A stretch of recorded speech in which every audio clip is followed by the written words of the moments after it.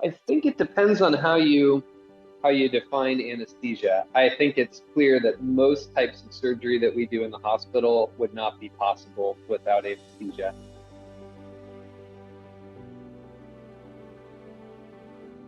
The term anesthesia was coined by ancient Greek doctor Pedanius Discordius around 40 CE to 90 CE.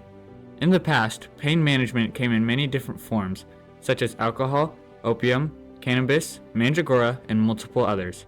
270 AD, Hua Tuo, ancient Chinese surgeon, combined wine and other herbs to create what he called mafizin, also known as cannabis boil powder.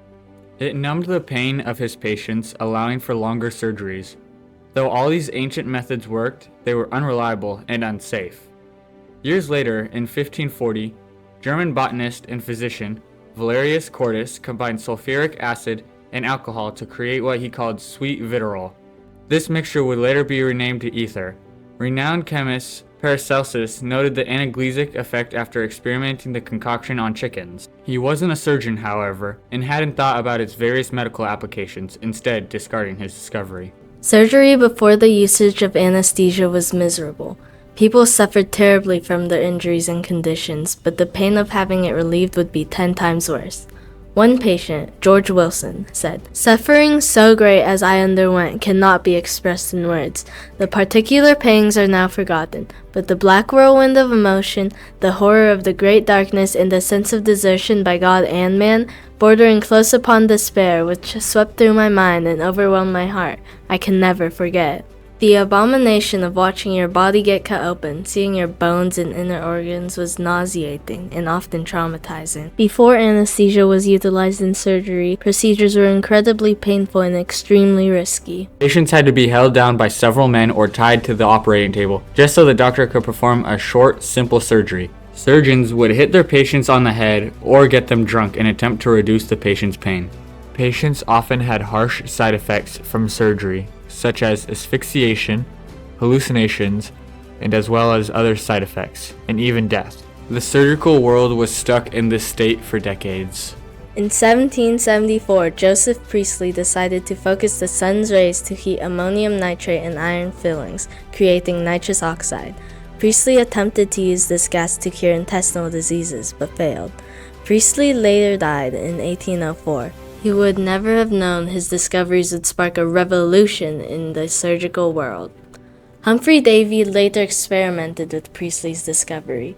Davy wrote, "It appears capable of destroying physical pain and might be advantageous during surgery."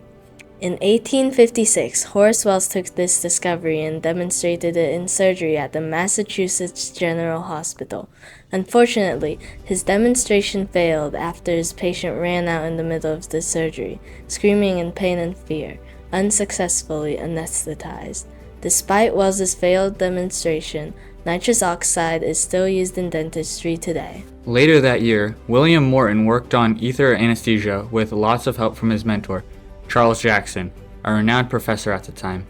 The duo got the idea for ether as anesthesia after seeing someone fall down the stairs and break their leg at an ether frolics party and get back up in no pain. About 2 decades after Wells's failure, Morton was invited by J.C. Warren, a well-known surgeon, to demonstrate his discoveries during surgery. On October 16, 1846, also known as Ether Day, William Morton successfully had Warren's patient anesthetized throughout the whole surgery, making him the first to successfully use anesthesia. Before the common use of anesthesia, surgery was gruesome and excruciatingly painful. The first anesthetics were originally used as recreational drugs, but later were found out to have analgesic properties. It was a huge turning point in the history of surgery.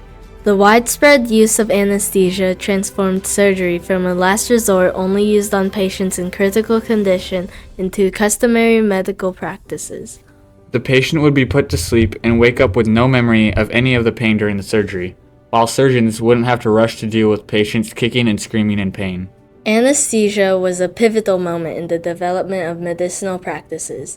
Anesthesia started in dentistry, being used by Horace Wells as nitrous oxide. However, William Morton popularized anesthesia by demonstrating its usage as ethyl ether in 1846. But ether could damage lung health, posing a danger to anyone who used it. In that same year, James Simpson introduced chloroform after discovering its properties by testing it with some friends, a safer option than ether. It quickly gained popularity, being used around the world because of its effectiveness. Chloroform was popularized after John Snow used it to help Queen Elizabeth give birth to her 8th child. Queen Elizabeth went on and on about how good it was to not feel that immense pain while giving birth. Unfortunately, they found that chloroform would kill unpredictably. In 1909, in England, more people died from the use of chloroform than murder. The creation of anesthesia soon gave rise to major changes in the surgical world. It led to surgeons being able to perform on the head and chest, advancing surgery further than it ever would have. Surgeons and recipients alike praised anesthesia, calling it a blessing after experiencing the analgesic effects. However, others did not approve. Some religious surgeons wanted patients to be awake, fighting for their lives, claiming that pain was a gift from God and was not to be changed. Many said anesthesia was a useless and dangerous attempt to avoid the body's natural responses. There were many mixed opinions on anesthesia, but ultimately, as it continued to develop, people opened to the idea of anesthesia becoming accepted into surgery. People got over the religious bias and other fears and came to terms with the facts. Anesthesia would become one of the largest turning points in the surgical world. As anesthesia became more commonplace, the profession of anesthesiologist was born. Unlike surgeons, many anesthesiologists of the time were uncertified. They did not have the training nor experience that many surgeons already had. However, they were still allowed to administer anesthesia because if they didn't, almost nobody would be able to receive surgery, backtracking all the amazing progress they had just made. This turned many people away from wanting to get surgery, many deeming it unsafe despite the fact many surgeries were safely completed with untrained anesthesiologists. Today, the modern use of anesthetics is still affecting the medical world. Surgeries are a common practice and have saved countless lives. The discovery of anesthesia has helped make major changes in the surgical and medical worlds. Surgeons began performing in areas that in the past were strictly forbidden, since they were too dangerous. This allowed for more complex surgeries, for example, brain surgeries, eye surgeries, heart surgeries, and much more. With the confidence of anesthesiologists rising, they wondered what else these great life-saving drugs could do. People who have ether anesthesia will, at the end of their surgery, they're just throwing up like crazy. At least that's what I've heard.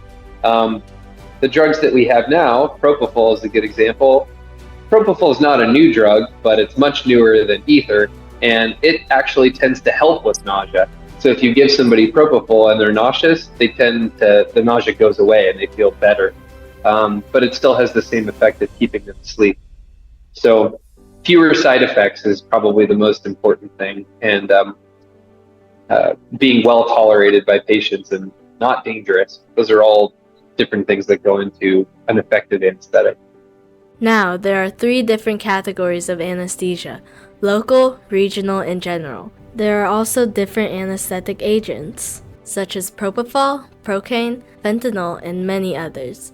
Because of anesthesia today, we have surgery done with robots, lasers, and even microsurgeries.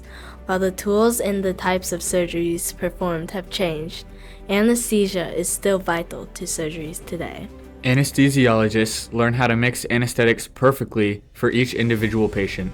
Today, it takes about 15 whole years of higher education just to become a certified anesthesiologist.